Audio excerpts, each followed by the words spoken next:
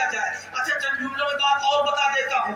آج کیا ہے کہ لوگ بارات میں جاتے ہیں, تھوڑی تھوڑی باتوں میں عقل دکھانے لگتے ہیں, تھوڑے تھوڑے معاملات میں یہ کھانا ٹھنڈا ہے, روٹی ٹھنڈی ہے, کوئی اچھا نہیں پکا. میں کہتا ہوں ایک باپ سے پوچھو اپنی بیٹی کی شادی کے لیے کتنے دنوں سے انتظام کرتا ہے.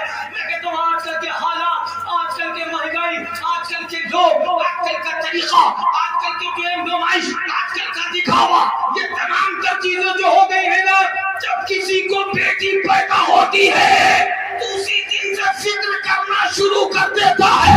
میں کہتا ہوں جانے کھانا بنانا والے نے کیسا بنایا یہ نہ دے, لیکن جب نکلنے لگو تو لڑکی کے باپ سے جملہ کہہ دو یقیناً تم نے بڑا پیارا انتظام کیا تھا, ہمیں کچھ ملے نہ ملے وہ خوش ہو جائے گا, اور جب وہ خوش ہوگا تو مصطفیٰ کی خوشی حاصل ہو جائے گی.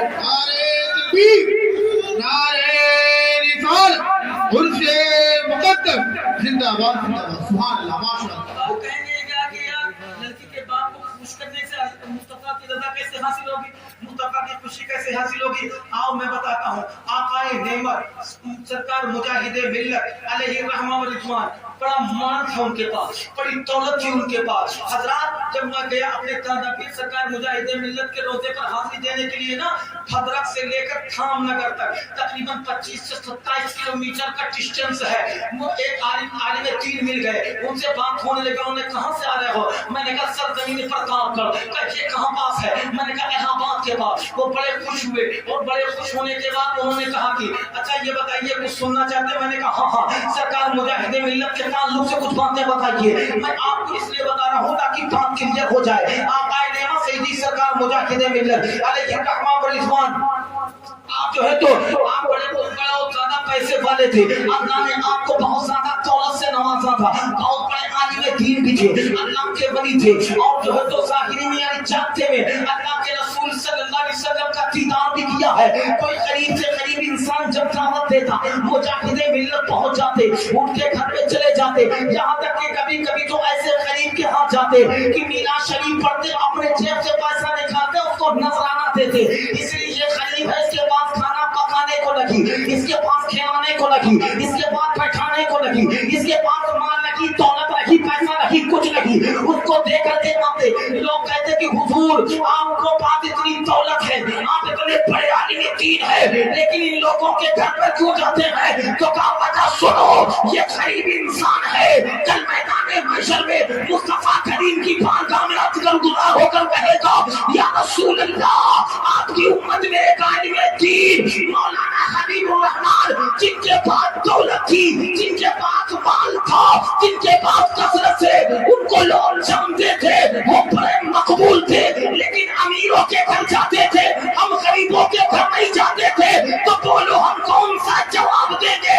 اس لیے ہم اس غریب کے گھر جا کر کے اس کے دل کو خوش کرتے ہیں, تاکہ محشر میں جب یہ میرے بارے میں بتائے یا رسول اللہ یہ میری دعوت پر لبیک کہتے ہوئے میرے گھر آیا کرتے تھے, تو میں اس لیے جاتا ہوں کہ محشر میں کچھ ملے نہ ملے مصطفیٰ کی رضا ضرور مل جائے. ماشاء اللہ, سبحان اللہ, اگر میں یوں ہی ماشاء اللہ نا تو کافی وقت بیت جائے گا اور کچھ باتیں اور بھی پائیں گے. تو کیا ہے, رات میں جب سونا, میں کہتا ہوں فیس بک چلا ٹھیک ہے, لیکن جانتے ہیں آیت الکرسی شریف پڑھ کے سونا. ابھی آج سے زیادہ نہیں, یہ رجب المرجب کا مہینہ ہے, ربیع النور شریف کے ماہ مقدس میں کہیں جب جاتے تھے ہم لوگ پروگرام میں, محفل میں, تو لوگ حضرت رات ہونا چاہے, حضرت رات میں نہ کوہرا تھا, نہیں بالکل کوہرا نہیں تھا, بالکل کلین روڈ دکھ رہی تھی دور تک, گاڑی بھی آرام سے چلا رہے تھے لوگ. لیکن پتہ ہے کیوں نہیں کہہ رہے تھے لوگ؟ ایک جگہ محفل میں گئے تو ربیع النور شریف جانتے ہیں, ایک شام آیا میرے پاس بیٹھے پڑھ کے, کہا ایک چیز دھیان رکھنا آپ بتائیے, کہیں جب لوگ اٹھ کر جانے لگے نا تو ان کو روکنا نہیں. میں کہا کیوں؟ کا ریزن یہ ہے کہ اگر آپ روکیں گے اور کمنوں گھر میں چوری ہوئی تو ذمہ دار آپ کا نہیں ہوگی. چوری کا دور چل رہا تھا سنا بھائی. اے نوجوانوں سنو, جب بستر پر لیٹا کرو، ایک مرتبہ آیت الکرسی پڑھو گے اللہ ایک فرشتے کو مقرر فرما دے گا حفاظت کے لیے۔ سبحان اللہ سبحان اللہ ماشاء اللہ سبحان اللہ سب مل کر بولو سبحان اللہ۔ سبحان اللہ۔ شیخ صاحب اللہ رحمۃ اللہ تعالیٰ علیہ کی اس کے مقدس کی تقریبات میں آپ لوگ گئے ہو تو لے کر جاؤ، بستر پر لیٹو، ایک مرتبہ آیت الکرسی پڑھو گے اللہ ایک فرشتے کو مقرر فرما دے گا حفاظت کے لیے۔ اچھا دل کرا کہ لاؤ پھر پڑھ لیں، 2 مرتبہ پڑھے گا اللہ 2 فرشتے کو مقرر فرما دے گا، 3 مرتبہ پڑھے گا اللہ 3 فرشتے کو مقرر فرما دے گا، 4 مرتبہ پڑھے گا اللہ 4 فرشتے کو مقرر فرما دے گا۔ اب اس نے پھر پڑھنا چاہا، جیسے ہی 5ویں مرتبہ پڑھے گا نا اللہ فرمائے گا فرشتوں ہٹ جاؤ، اب اس بندے کی حفاظت خود رب ذوالجلال فرما رہا ہے۔ سبحان اللہ ماشاء اللہ۔ بولو پیارو اس سے بڑی بات کیا؟ بستر پر لیٹو تو آیت الکرسی پڑھ کر سویا کرو، کچھ سورتیں پڑھ کر سویا کرو۔ اللہ کے رسول صلی اللہ علیہ وسلم کے سامنے ایک صحابی نے کہا یا رسول اللہ مجھے سورہ اخلاص بہت پسند ہے، مجھے سورہ اخلاص بہت پسند ہے۔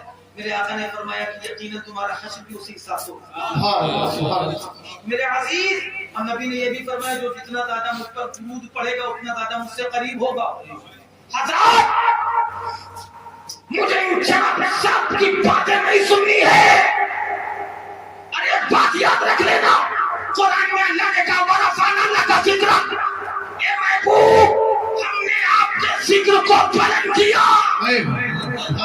ٹائم ہے جلسہ کوئی بھی ہو، عرس کوئی بھی ہو، لیکن ہر جلسے میں نبی کریم کی سیرت بیان کرنا لازمی قرار دیا۔ اس وقت ضرورت ہے، ورنہ وہ صاحب صاحب میرے آقا کی شان میں گستاخی کر رہا ہے، کس طریقے سے چاروں طریقے سے مجرد، مگر مجھے ان صاحبوں سے کوئی مطلب نہیں ہے، مجھے تو دیکھنا ہے کہ زندوان کیا کہتے ہیں،